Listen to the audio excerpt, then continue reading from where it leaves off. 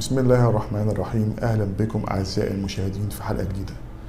حلقتنا النهاردة هتبقى عن موضوع شائع جدا وبيشتكي منه كتير من الناس، لكن الحقيقة ممكن ما يبقاش عارفين سببه. هنتكلم النهاردة عن ما يسمى بحرقة باطن القدم.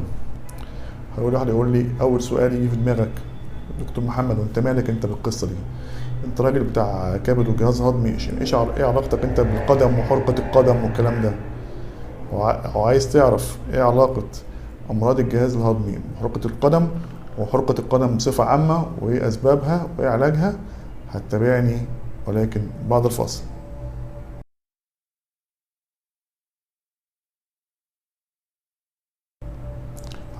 اول حاجة حرقة القدم، هو العيان ده بيشتكي من ايه؟ العيان يقول لك يا دكتور انا حاسس اكني واقف على جمرة نار، او في جمرة نار مولعة في بطن رجلي. احساس بيبقى مؤلم جدا وسخيف جدا. طب اسبابه ايه؟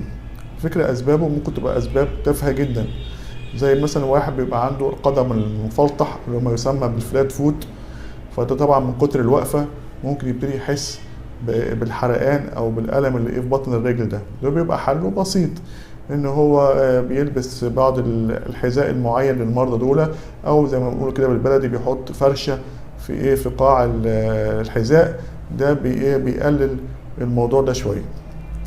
ايه تاني؟ الناس الرياضيين او الناس اللي طبيعة عملهم بيفضل طول النهار لابس الشراب ولابس الحذاء، بالذات لو ضيق مفيش تهوية جيدة للقدم، ده ممكن طبعا مع العرق ممكن يعمل فطريات ما بين الصوابع وفطريات في بطن القدم. الفطريات دي تعمل طبعا التهاب في الجلد وتعمل احساس بالحرقان في بطن الرجل. طبعا دي كلها حاجات سهلة وبسيطة، وعلاجها بسيط طبعا، علاج طبعا الفطريات وتهوية الرجل كويس وما نجيبش عليها مية. علاج بيبقى بسيط جدا لقصة الفطريات اللي في اللي بين الصوابع او في بطن القدم. ايه تاني؟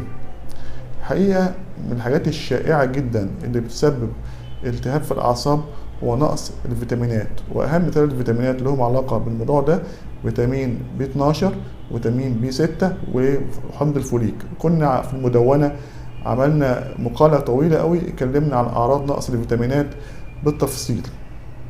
طيب الناس بقى، ونهتم أكتر طبعا في الحلقة دي بي 12 لأنه هو الأكثر شيوعا.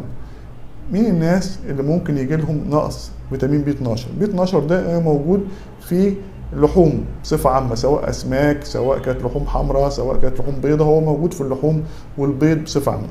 لكن الحقيقة في بعض الناس اللي هم الناس النباتيين دول ما بياكلوش لحوم خالص، فدول بيبقوا عرضة لنقص فيتامين بي 12. ايه تاني؟ في بعض الحالات بيبقى عندهم ما يسمى بالالتهاب المناعي في المعدة. الناس دول بيبقى عندهم اجسام مضاده بتطلع ضد الخلايا اللي بتنتج حاجه ماده مهمه قوي لامتصاص فيتامين بي 12. الناس دول برضو ممكن يبقى يصابوا بنقص فيتامين بي 12، وان قلنا نقص فيتامين بي 12 بيعمل التهاب في الاعصاب. ايه تاني؟ الناس اللي عندهم امراض سوء الامتصاص، ما بيمتصش الطعام كويس، زي الناس اللي بيبقى عندهم مرض كرونز، زي الناس اللي بيبقى عندهم حساسيه القمح. الناس دول ما بيمتصوش الطعام وبالتالي ما بيمتصوش الفيتامينات اللي في الطعام، فبيجي لهم نقص فيتامين بي 12. ايه تاني بقى؟ ودي مهمه جدا جدا جدا جدا جدا ويمكن اول مره تسمعوها: بعض الادويه بتتسبب في نقص فيتامين بي 12 وعدم امتصاصه. زي ايه؟ زي دواء مشهور قوي للسكر اللي هو الميتفورمين، او المعروف باسم السيلوفاج او الجلوكوفاج. ده من الحاجات اللي ممكن تسبب نقص فيتامين بي 12. برضه الحاجات المهمه قوي قوي الادويه اللي احنا بنستعملها لعلاج ارتجاع المريء او علاج الحموضه بصفه عامه، زي الكونترولوك والنكسيوم، وزي بعض الادويه تانية زي الزنتاك وما شابه. يعني اي ادويه بتقلل حموضه المعده هي ممكن تتسبب في نقص فيتامين بي 12، لان طبعا الحموضه دي مهمه قوي لاستخلاص فيتامين بي 12 من الاكل عشان بعد كده نقدر نمتصه.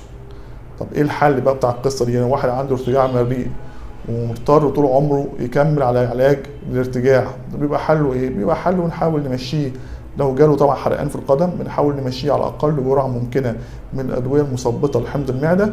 وطبعا ممكن طبعا لو بيشتكى من الاعراض بديله حقن فيتامين بي 12. الاقراص ممكن ما تنفعش في الحالات دي، يفضل ان انا ادي حقن فيتامين بي 12 بانتظام يمشي عليها عشان اتجنب الموضوع ده. لو ابتدى يحس في حرقان في بطن رجله دي بتبقى دلاله انه ابتدى يحصل له التهاب في الاعصاب. يبقى احنا كده ايه تاني الناس اللي ممكن يجي لهم نقص بي 12؟ الحوامل مشهورين قوي الحوامل ممكن يعانوا من نقص فيتامين بي 12 او نقص حمض الفوليك، عشان كده بنحب ان احنا ندي دايما الحوامل دول نديهم فيتامينات اثناء فتره الحمل. طيب ايه تاني غير البي 12؟ السكر من الاسباب المهمه جدا جدا جدا لالتهاب الاعصاب واللي بتعمل حرقان في بطن القدم. ايه تاني؟ نقص الغده الدرقيه. انت ممكن يبقى عندك نقص في الغده الدرقيه وانت مش حاسس، ويبقى العرض الوحيد اللي موجود عندك هو الحرقه اللي موجوده في بطن القدم. برضو الناس اللي عندهم فشل كلوي مزمن وبيغسلوا، الناس دول ممكن تلاقي عندهم برضو البوليه العاليه ممكن تتسبب في التهاب في الاعصاب. برضو الناس اللي عندهم مرض النقرس او الجوت اللي هو ارتفاع في حمض اليوريك اسيد في الدم، الناس دول ممكن يحصل ترسب بالاملاح دي في بطن القدم وبتعمل لهم حرقان في بطن القدم. ايه تاني؟ الناس اللي بيبقى عندهم، في بعض الناس بيبقى عندهم التهاب في الاوعيه الدمويه الصغيره، وده الحقيقه بيصاحب امراض روماتيزميه كتير زي الذئبه الحمراء زي الروماتويد. الحقيقه الاوعيه الدمويه الصغيره دي هي اللي بتغذي العصب، فلما بيحصل فيها التهاب بيحصل بالتالي التهاب في الاعصاب بتاعه القدمين، ويجي له المريض ده يجي له حرقه في القدم. برضو بعض الادويه مشهوره قوي انها ممكن تسبب برضو التهاب في الاعصاب، زي ادويه الضرن، حاجه اسمها الاي ان اتش، زي ادويه العلاج الكيماوي اللي بيستعمل في علاج الاورام. بعض الفيتامينات لو اتخذت بكميه كبيره زي البي 12 او البي 6 اكتر من اللازم، اوفر دوز يعني، ممكن برضو تعمل العكس، تعمل تلف في الاعصاب والتهاب في الاعصاب. الحقيقه من الاسباب المهمه قوي لالتهاب الاعصاب هو ادمان الكحوليات. الناس دول مع الوقت الكحول بيتسبب في التهاب في الاعصاب الطرفيه، وتلاقي المرض ده يبتدي يشتكي من حرقان في رجليه وحرقان في بطن رجليه وشكشكه في رجليه. من الحاجات المهمه جدا جدا اللي بتسبب التهاب اعصاب الرجل هو ادمان الكحوليات. طيب لو انا بعاني من حرقه باطن القدم دي اعمل ايه؟ ايه التحاليل البسيطه اللي اعملها اللي ممكن توصلني للسبب؟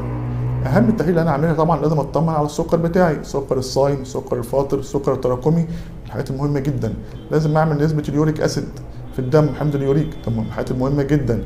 نسبه الغده الدرقيه، اعمل هرمون الغده الدرقيه واطمن ان هرمون الغده الدرقيه عنده كويس.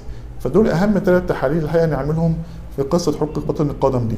لو انا شكيت ان انا ممكن يكون عندي اعراض نقص بي 12، نقص بي 12 ده ممكن يبقى معاه برضه انيميا، ممكن يبقى معاه اعراض تانية كتير، وان شاء الله هبقى اعمل لكم حلقه لوحدها عن فيتامين بي 12 ده.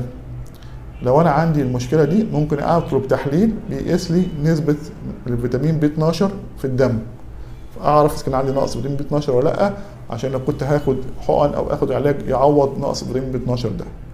غير تحليل الدم في بعض طبعا الاختبارات اللي بيعملوها وبيطلبوها طبعا اساتذتنا اساتذه الاعصاب، زي رسم العضلات، رسم الاعصاب. الكلام ده مهم قوي عشان يعرف الاعصاب حالتها عامله ايه.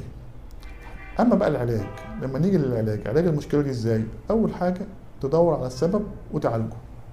يعني لو عندك مشكله في السكر ظبط السكر، غده درقيه كسلانه بياخد هرمون الغده الدرقيه، لو عنده نقرس وعنده يوريك اسيد عالي علاج النقرس. امشي كده لغايه ما الاقي السبب واعالج السبب. لو عالجنا السبب الالتهاب ده بيتحسن جدا. لو بتاخد دواء من اللي انا قلتهم دول، الدواء دوت ممكن يكون هو السبب، نغيره البديل او ناخد جرعه اقل. الكلام ده مهم جدا. لو عندك نقص فيتامين بي 12 ناخد حقن فيتامين بي 12 التعويضيه، بيحسن جدا جدا جدا التهاب الاعصاب. طيب لو ايه تاني ممكن استعمله في هذه الحالة؟ لو في بعض الحالات اللي انا ما وصلتش للسبب او عالجت السبب ولسه الالم موجود، ندي بقى ادويه بتقلل الشعور بالالم وبتحسن المريض جدا لغايه ما ان شاء الله العلاج الجنائي لعلاج السبب ده يجيب نتيجه.